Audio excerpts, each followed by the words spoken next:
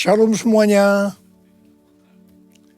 Aplikasi Alkitab YouVersion yang telah di-download lebih dari 500 juta menyatakan bahwa ayat yang paling banyak dibaca sepanjang tahun 2022 berdasarkan pemakai di seluruh dunia adalah Yesaya 41 ayat 10 yang berkata demikian. Janganlah takut, sebab aku menyertai engkau.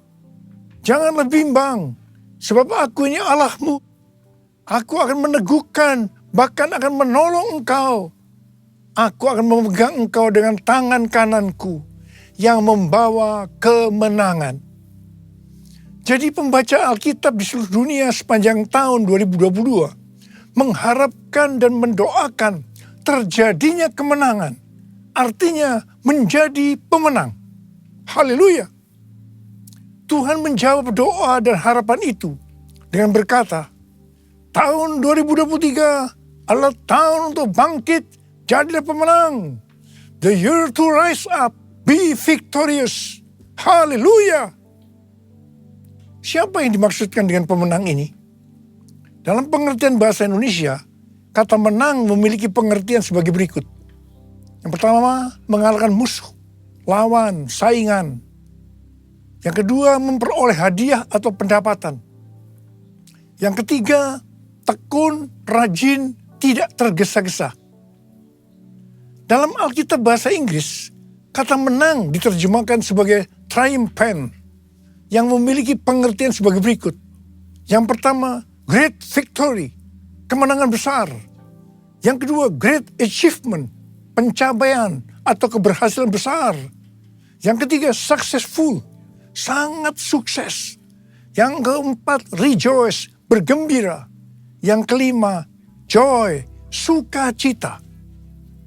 Perlu dicatat, arti menang atau kemenangan dalam Alkitab bahasa Inggris yang disebutkan dengan triumphant tadi tidak pernah berbicara mengenai keuntungan pribadi atau berkat secara pribadi. Memang iblis bekerja dengan tipu muslihat yang membuat orang-orang memusatkan hati dan pikirannya pada definisi sukses secara dunia yang berkonotasi pada materi dan fokusnya adalah keuntungan pribadi. Iblis mendorong orang-orang untuk hidup sukses dan menghalalkan segala cara yang tentunya di luar dari kebenaran firman Tuhan. Perlu dicatat, kita juga berbicara tentang berkat materi. Dan perlu digarisbawahi, ini bukan hanya untuk kepentingan pribadi kita saja, tetapi untuk digunakan bagi penginjilan, pemuritan, membantu orang-orang miskin, dan lain-lain. Jadi inilah yang dimaksudkan dengan berkat materi yang bukan untuk kepentingan pribadi saja. Tuhan menghendaki agar kita bangkit dan menjadi pemenang. Tuhan Yesus adalah sang pemenang. Kita harus menjadi serupa dengan gambarnya. Mengapa Tuhan Yesus disebut sebagai pemenang? Sesuai dengan ayat tema kita, 2 Korintus 2 ayat 14 yang berkata, tetapi syukur bagi Allah yang dalam Kristus selalu membawa kami di jalan kemenangannya.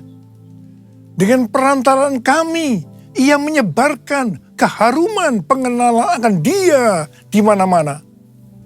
Dalam ayat ini jelas dituliskan bahwa Kristus adalah sang pemenang. Jalan yang dilaluinya adalah jalan kemenangan. Bagaimana Kristus dapat menjadi sang pemenang? Apakah Tuhan Yesus selama hidupnya tidak pernah mengalami kesusahan, ditolak, disalahfahami oleh banyak orang, mengalami pencobaan, atau masa-masa sengsara? Jawabnya adalah tidak. Tuhan Yesus mengalami semuanya itu. Bahkan muridnya sendiri yang bernama Yudas Iskariot berkhianat, menyerahkan dia kepada orang-orang Yahudi. Sampai akhirnya dia harus disalibkan. Dihujat oleh ahli Taurat, oleh para imam, orang yang lalu lalang. Bahkan salah satu penjahat yang di sebelahnya ikut menghujat dia. Dan akhirnya Tuhan Yesus mati. Ada pertanyaan, bagaimana Tuhan Yesus mati justru menjadi pemenang? Ibrani 2 ayat 14b sampai dengan 15 berkata, supaya oleh kematiannya ia memusnahkan dia, yaitu iblis yang berkuasa atas maut, dan supaya dengan jalan demikian ia membebaskan mereka yang seumur hidupnya berada dalam perhambaan oleh karena takutnya kepada maut. Di sini dengan jelas dituliskan, justru oleh karena Tuhan Yesus mati, dia keluar sebagai pemenang. Yesus mengalahkan dan memusnahkan iblis yang berkuasa atas maut. Sehingga orang-orang yang percaya kepada Tuhan Yesus akan diselamatkan dari kematian kekal selama-lamanya di neraka. Jadi untuk menyelamatkan kita dari mati kekal selama-lamanya, Tuhan Yesus harus mati. Dan pada hari yang ketiga, dia bangkit dari kematian. Sekali lagi, karena Tuhan Yesus mati, maka dia adalah sang pemenang. Yesus mati menjadi pemenang melalui jalan salib. Karena Tuhan Yesus menjadi pemenang melalui jalan salib, maka kita sebagai murid-muridnya, yaitu orang yang hidup sama seperti Kristuslah hidup, untuk menjadi pemenang, kita juga harus melalui jalan salib atau pikul salib. Memang berita tentang pikul salib atau jalan salib ini sudah tidak populer bagi sebagian orang Kristen. Mereka mengira untuk masuk surga cukup mengalami kelahiran baru. Setelah itu hidup semau gue. Sekali lagi saya mau katakan, untuk menjadi pemenang kita harus melalui jalan salib. Dia yang harus semakin besar dan kita harus semakin kecil. Artinya kedagingan kita harus mati dan manusia roh kita harus semakin kuat. Untuk itu kita harus terus diproses, dikuduskan oleh firman Tuhan dan Roh Kudus sehingga menjadi serupa dengan gambar Yesus. Proses pengudusan atau sanctification ini pasti sangat menyakitkan bagi kedagingan kita. Itulah yang disebutkan jalan salib atau pikul salib. Dalam pelayanannya, Rasul Paulus juga mengalami jalan salib atau pikul salib untuk menjadi pemenang. Dalam 2 Korintus 12, Rasul Paulus bersaksi bagaimana ia pernah diangkat ke tingkat yang ketiga dari sorga, yaitu Firdaus, dan mendengar kata-kata yang tak terkatakan, yang tidak boleh diucapkan manusia. Rasul Paulus berkata, supaya aku jangan meninggikan diri karena perkataan-perkataan yang luar biasa itu, maka aku diberi suatu duri dalam daging, yaitu seorang utusan iblis untuk menggocoh aku, supaya aku jangan meninggikan diri. Rasul Paulus sudah berseru 3 kali kepada Tuhan, supaya utusan iblis mundur daripadanya. Tetapi Tuhan menjawab, cukuplah kasih karuniaku bagimu, karena justru dalam kelemahanlah kuasaku menjadi sempurna. Rasul Paulus berkata, sebab itu terlebih suka aku bermegah atas kelemahanku, supaya kuasa Kristus turun menanggung aku. Karena itu aku senang dan rela di dalam kelemahan, di dalam siksaan, di dalam kesukaran, dan di dalam penganiayaan dan kesesakan oleh karena Kristus. Sebab jika aku lemah, maka aku kuat. Dalam melayani pekerjaan Tuhan, saya pun mengalami seperti yang dialami oleh Rasul Paulus. Supaya saya tidak sombong, Tuhan juga berikan duri dalam daging. Sesuatu yang menyakitkan. Itulah yang disebut jalan salib atau pikul salib. Saya rela dan saya mengerti untuk menjadi pemenang harus mengalami ini. Lukas 14 ayat 27 berkata, barang siapa tidak memikul salibnya dan mengikut aku, ia tidak dapat menjadi muridku. Yesus, domba Allah, mulia namamu. Yesus, domba Allah, mulia namamu. Mulia namamu.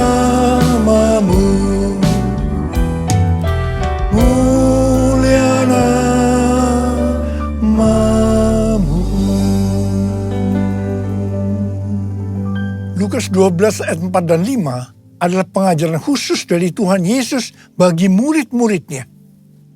Tuhan Yesus berkata, "Aku berkata kepadamu, hai sahabat-sahabatku, janganlah kamu takut terhadap mereka yang dapat membunuh tubuh dan kemudian tidak dapat berbuat apa-apa lagi. Aku akan menunjukkan kepada kamu siapakah yang harus kamu takuti. Takutilah Dia yang setelah membunuh mempunyai kuasa untuk melemparkan orang ke dalam neraka.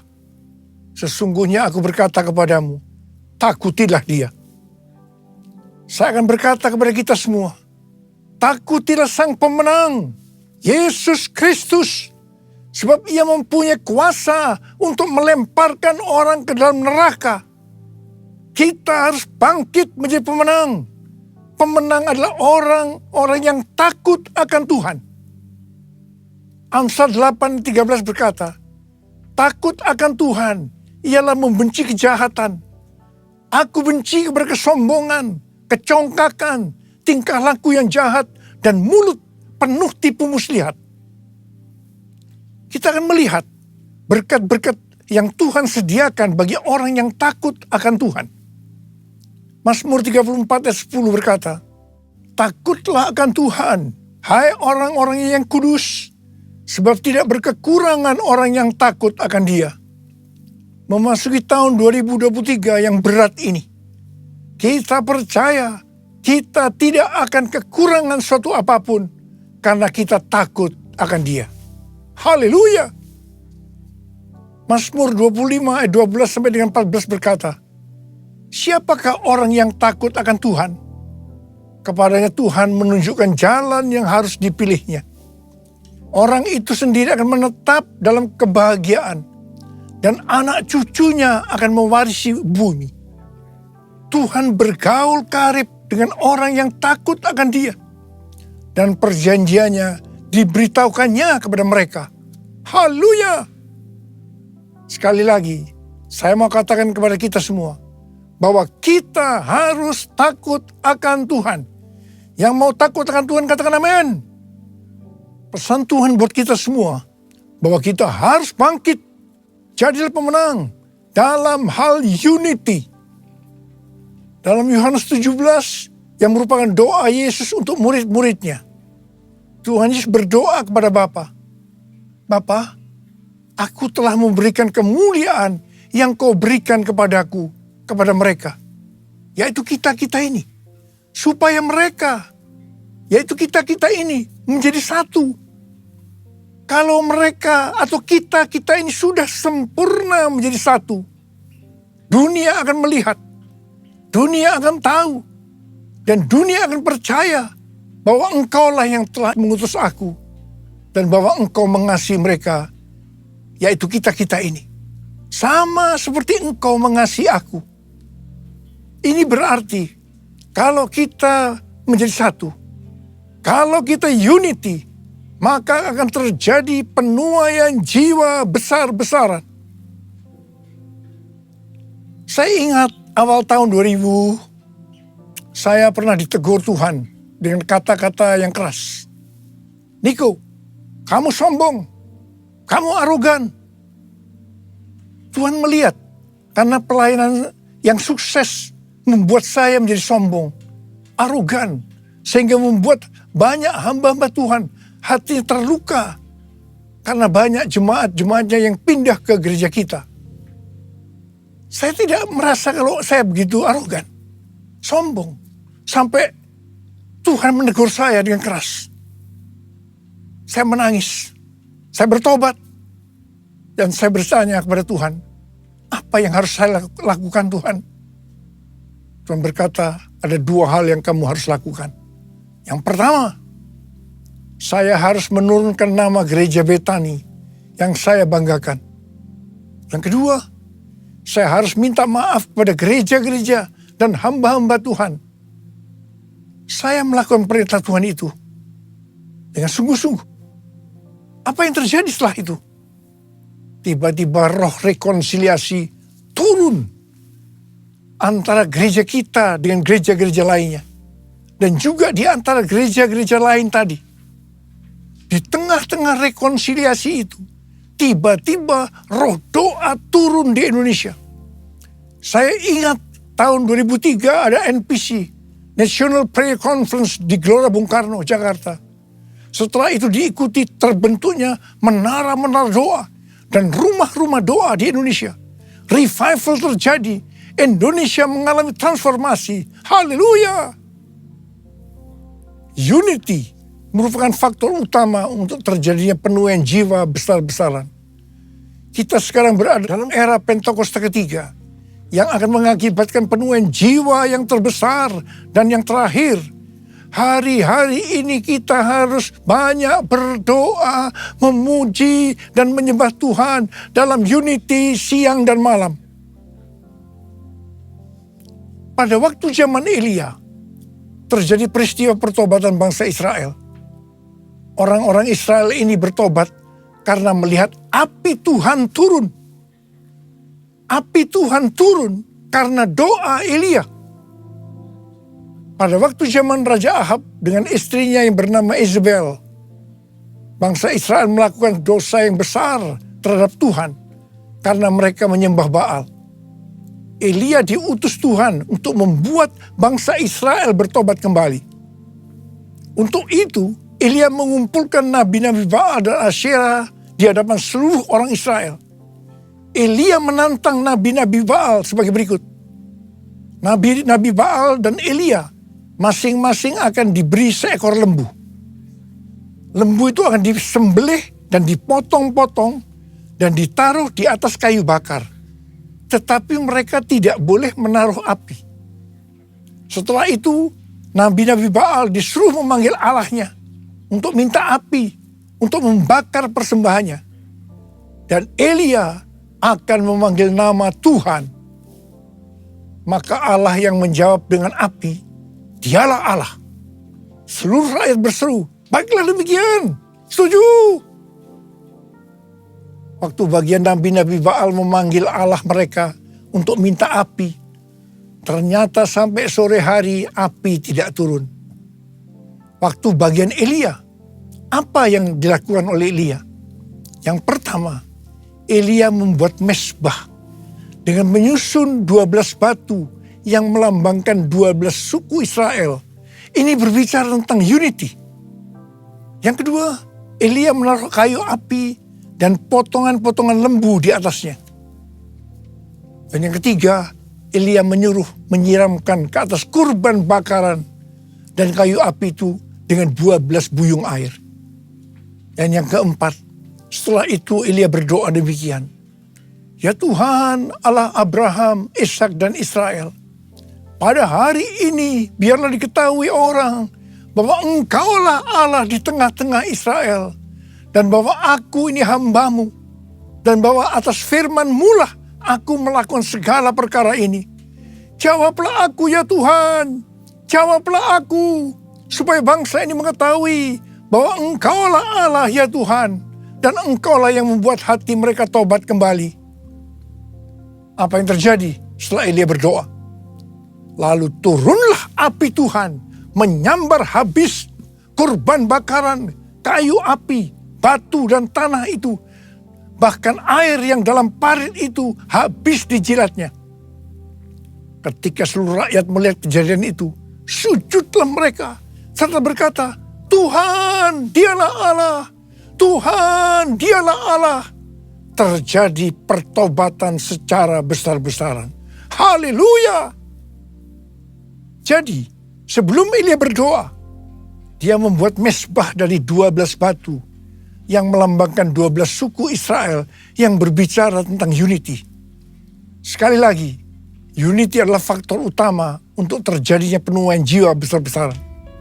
Hari-hari ini kita perlu lebih banyak berdoa, memuji dan menyembah Tuhan dalam unity siang dan malam. Lord, I worship you. Lord, I worship you. As I bow down on my knees, I worship you.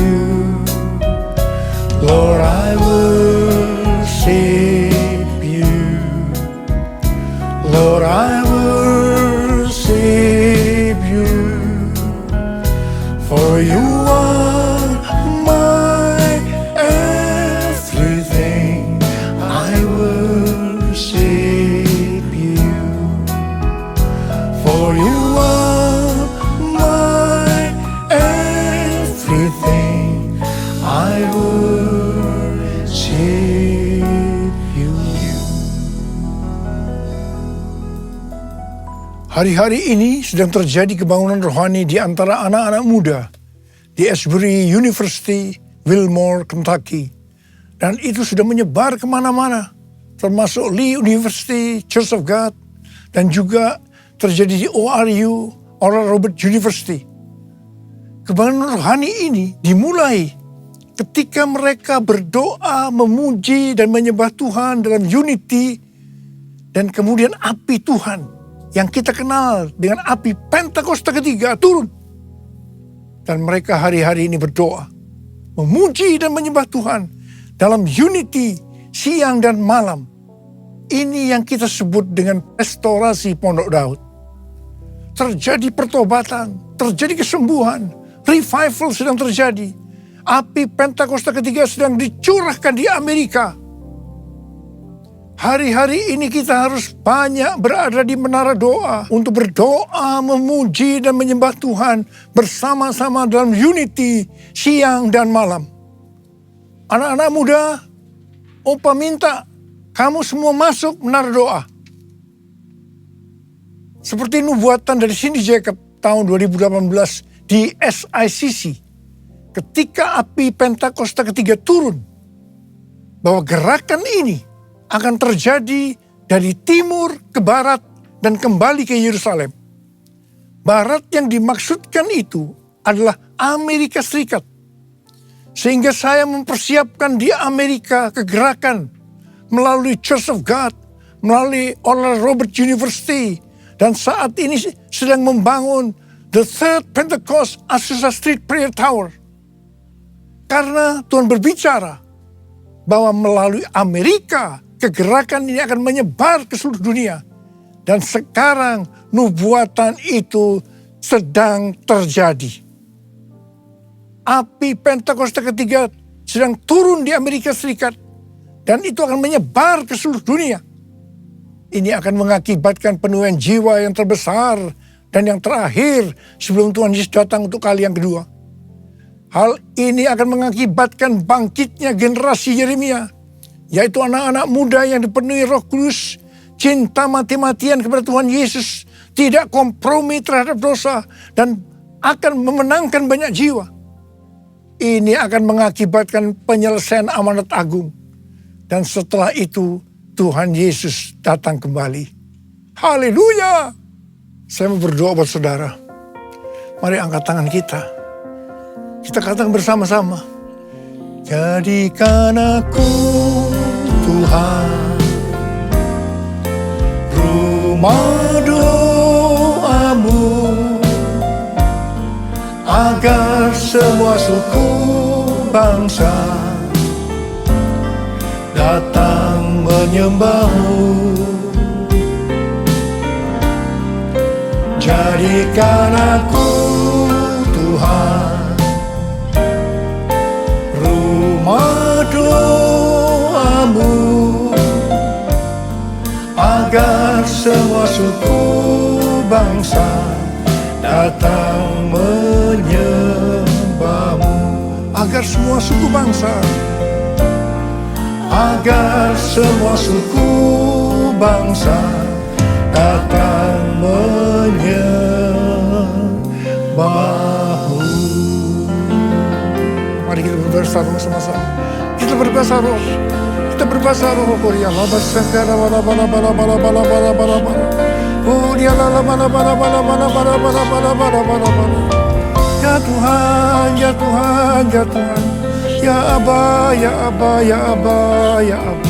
Aba, Bapa, kami berdoa bersama-sama hari ini Tuhan. Jadikan kami sebagai rumah doamu. Kami akan masuk dalam menara-menara doa. Untuk berdoa, memuji dan menyembah Tuhan bersama-sama dalam unity siang dan malam.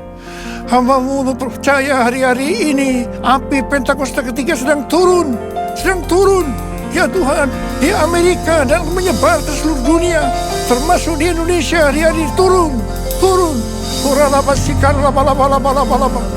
Oh, kami akan menyelesaikan amanat agung Tuhan Yesus. Oh Tuhan, terima kasih. Oh, terima kasih ya Abah. Jadikan kami sebagai rumah doamu. Jadikan aku Tuhan rumah doamu, agar semua suku bangsa datang menyembahmu.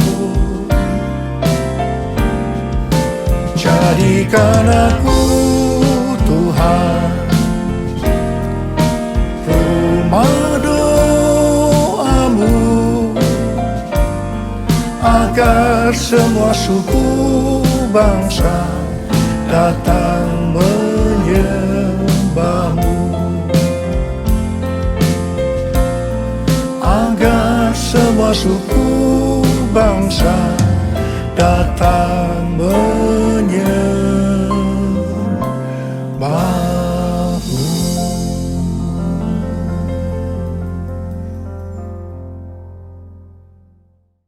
Mari saudara-saudara, kita akan masuk dalam perjamuan kudus. Kita akan mengingat ayat ini. Sebab setiap kali kamu makan roti ini dan minum cawan ini, kamu memberitakan kematian Tuhan sampai Ia datang. Perjamuan kudus adalah perjamuan Tuhan Yesus sendiri. Setiap kali kita masuk dalam perjamuan kudus, ini pesan Tuhan Yesus pada kita semua. Biarlah ini menjadi peringatan akan daku. Peringatan akan daku. Karena itu mari arahkan hati kita kepada kebaikan Tuhan. Kita akan mengingat kebaikan Tuhan. Mari tundukkan kepala. Bapa, siapakah kami sebelum kami mengenal Engkau? Kami semua orang berdosa. Upah dosa adalah maut, mati. Tapi Engkau yang tidak berdosa telah dijadikan dosa oleh karena kami. Engkau harus turun dari surga mulia menjelma menjadi manusia. Mati ganti kami dengan penderitaan yang luar biasa. Sungguh kalau kami pikirkan betapa baiknya Engkau ya Abah. Betapa baiknya Engkau. Engkau jadikan kami sebagai anak-anak-Mu. Engkau tuntun, Engkau bela, Engkau lindungi, Engkau berkati, Engkau tegur juga kalau kami salah. Itulah Engkau ya Abah. Itu Engkau Abah. Tuhan akan memberkati kita melalui perjamuan kudus. Tapi Tuhan mau kita makan dan minum dengan cara yang benar. Oleh karena itu mari masing-masing introspeksi. Lihat keadaan diri masing-masing. Jangan menyimpan dosa. Kita harus tulus dan jujur di hadapan Tuhan. Buka.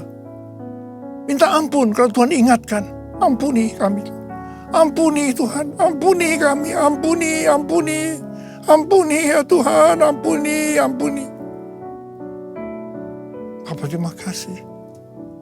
Kami akan masuk dalam perjamuan kudus dengan hati penuh ucapan syukur. Dalam nama Yesus yang berdoa. Amin. Mari, angkat roti di tangan kanan kita tinggi-tinggi. Sebab apa yang telah kuteruskan kepadamu telah aku terima dari Tuhan. Yaitu bahwa Tuhan Yesus pada malam waktu Ia diserahkan mengambil roti. Dan sesudah itu yang mengucap syukur atasnya. Dia memecah-mecahkannya dan berkata, inilah tubuhku yang diserahkan bagi kamu.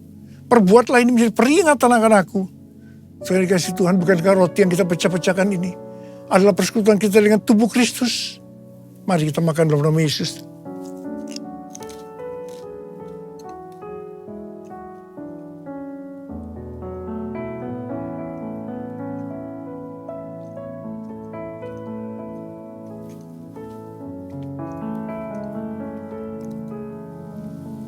Angkat cawan di tangan kita tinggi-tinggi.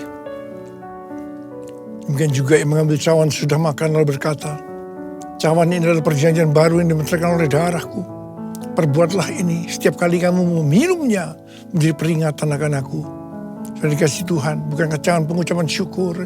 Yang atasnya kita ucapkan syukur adalah persekutuan kita dengan darah Yesus. Mari kita minum dalam nama Yesus.